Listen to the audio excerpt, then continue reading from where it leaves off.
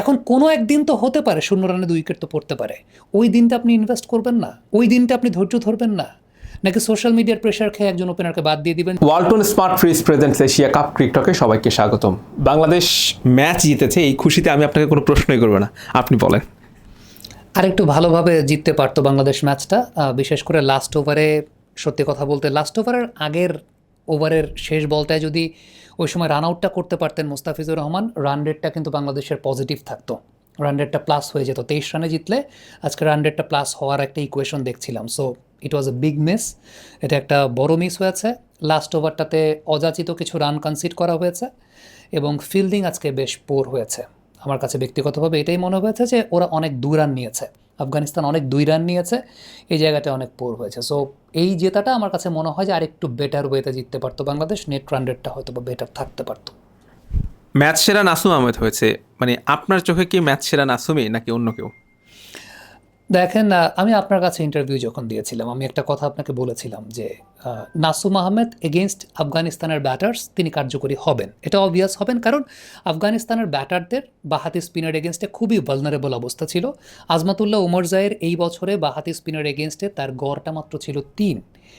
গুলবাদিন নাইবের বাঁহাতি স্পিনারের এগেনস্টে তার ক্যারিয়ার স্ট্রাইক রেট 89। মোহাম্মদ নবী তার ক্যারিয়ারে শুধুমাত্র 2024 সালে বাঁহাতি স্পিনারের এগেনস্টে 100 স্ট্রাইক রেটে ব্যাটিং করেছেন, আদারওয়াইজ সবসময় 60, 70, 80 এরকম।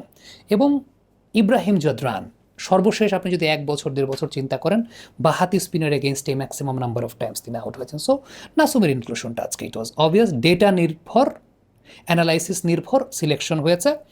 আপনি যদি আমাকে জিজ্ঞেস করেন, আমি একটা কথা সবসময় বলি, এর আগেও আপনাকে বলেছিলাম যে আমাদের যে 2 জন ওপেনার আছেন সেই 2 জন ওপেনারের যে কোনো একজন যদি 6 থেকে 7 ওভার পর্যন্ত ব্যাটিং করেন, ম্যাচটা 60% ওইখানে বেরিয়ে যাবে এবং তেমনটাই হয়েছে। গেল 1 বছরে বাংলাদেশ যতগুলো ম্যাচ জিতেছে তার 90% ক্ষেত্রে আমরা তেমনটাই দেখেছি।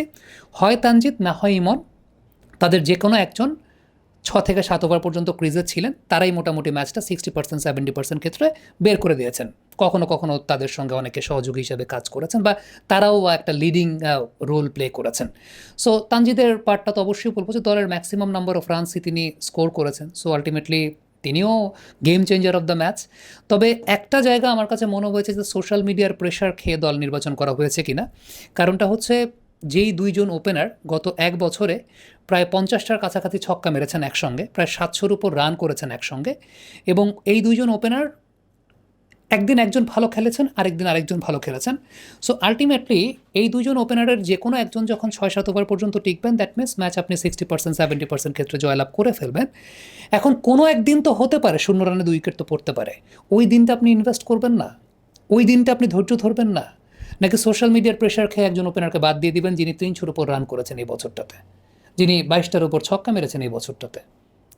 আমার কোশ্চেনটা আসলে সেই জায়গাটাতেই হয় যে একটা সেটেল ওপেনিং পেয়ার, একদিন একজন ভালো খেলছেন, আরেকদিন আরেকজন ভালো খেলছেন। এই প্রথম মনে হয় শ্রীলঙ্কার সঙ্গে ম্যাচটাতে ছিল যেদিন দুজনই ফ্লপ করেছেন একসঙ্গে। একটা দিন আপনি ইনভেস্ট করবেন না? ওইরকম দিন তো আপনার আসবে, এটা আপনাকে ধরে নিতে হবে। এরকম একটা দিন আসবে এবং সেই অনুযায়ী মিডল অর্ডার ব্যাটিং লাইন আপকে ওই দিনটায় ধরতে হবে।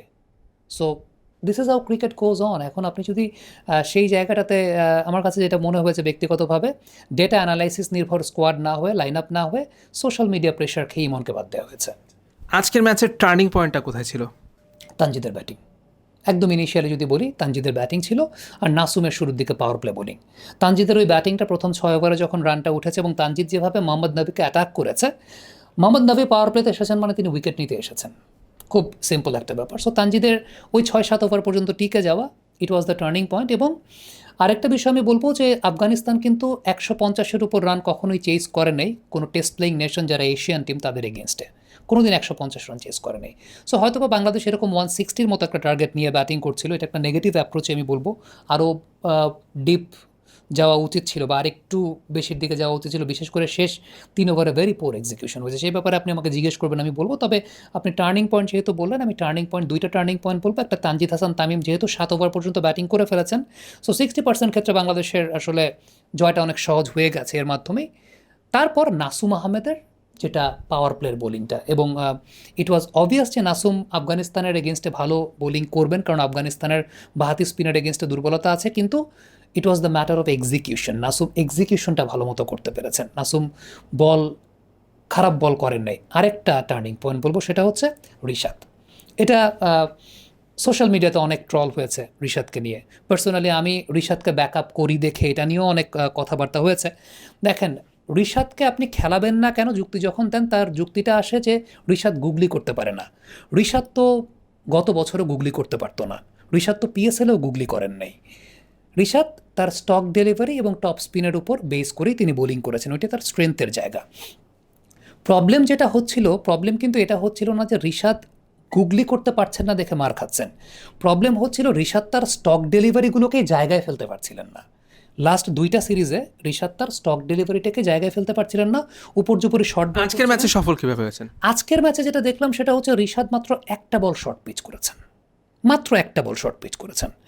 সেটা হচ্ছে কারিম জানাতকে করা লাস্ট বলটা। আদারওয়াইজ 23টা বল রিশাদ জায়গায় ফেলেছেন। তার মানে এটাই কিন্তু প্রতীয়মান হয় যে রিশাদ যদি তার স্টক বলগুলোও জায়গায় ফেলতে পারেন, সেটাও রিশাদ অনেক বেশি মাত্রায় কার্যকরী। তবে হ্যাঁ, রিশাদকে আরও প্রোগ্রেস করতে হলে গুগলি তো শিখতেই হবে, শেখার তো কোনো শেষ নেই, গুগলি তাকে শিখতেই হবে। কিন্তু তিনি গুগলি পারেন না দেখে তাকে আপনি খেলাবেন না, এটা আসলে ভুল চিন্তার জায়গা। এবং শ্রীলঙ্কার সঙ্গে ম্যাচে তিনি খেলেছেন ডেটা অ্যানালাইসিসের উপর বেস করেই খেলেছেন। কারণটা হচ্ছে শ্রীলঙ্কার 4জন বাঁহাতি ব্যাটসম্যান ছিল। 4জন বাঁহাতি ব্যাটসম্যানের এগেনস্টে আপনি নিশ্চয়ই বাঁহাতি স্পিনার খেলাতে চাইবেন না। আপনার যদি স্পিনার একটা খেলানোর অপশন থাকে, আপনি অবশ্যই সেই জায়গাটাতে রিশাদকেই খেলাতে চাইবেন, কারণ রিশাদের বাঁহাতি ব্যাটসম্যানের এগেনস্টে ট্র্যাক রেকর্ড ভালো ছিল। এখন লাস্ট 2 সিরিজ ধরে আমরা দেখছিলাম যে রিশাদ জায়গা মতো বলই ফেলতে পারছেন না, মানে তার স্টক ডেলিভারিটা। সো এটা কিন্তু প্রমাণ হয়ে গেছে, রিশাদ যদি তার স্টক ডেলিভারিটা জায়গায় ফেলতে পারেন, গুগলি পারছেন কি না পারছেন সেটা খুব বড় ম্যাটার করে না। তবে হ্যাঁ, গুগলি তো তাকে শিখতেই হবে প্রোগ্রেস করতে চাইলে। আজকে মুস্তাফিজুর রহমানের বোলিং নিয়ে কি বলবেন?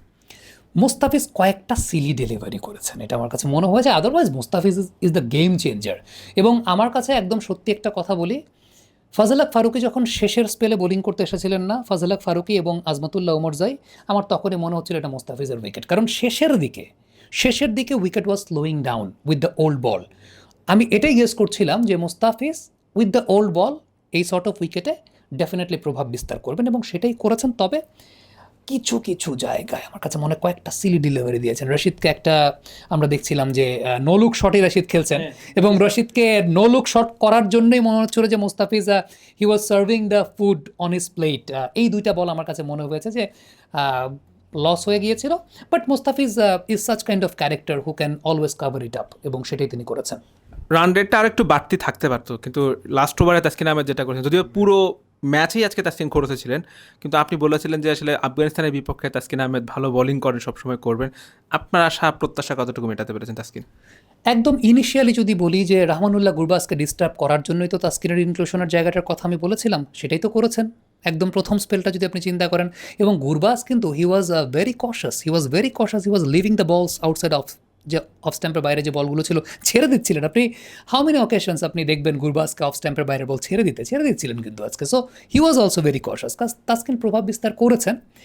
এবং দেখেন উমার জায়ের ক্ষেত্রে, উমার জায়ের আপনি 10টা বলের মধ্যে 8টা বলই এরকম হবে উমার জায়কে আউটসাইড অফ স্ট্যাম্প আপনি যদি স্লোয়ার ডেলিভারি দেন একটু পেছনের লেন্থে, উমার জায় ক্যাচ তুলে দেবেন।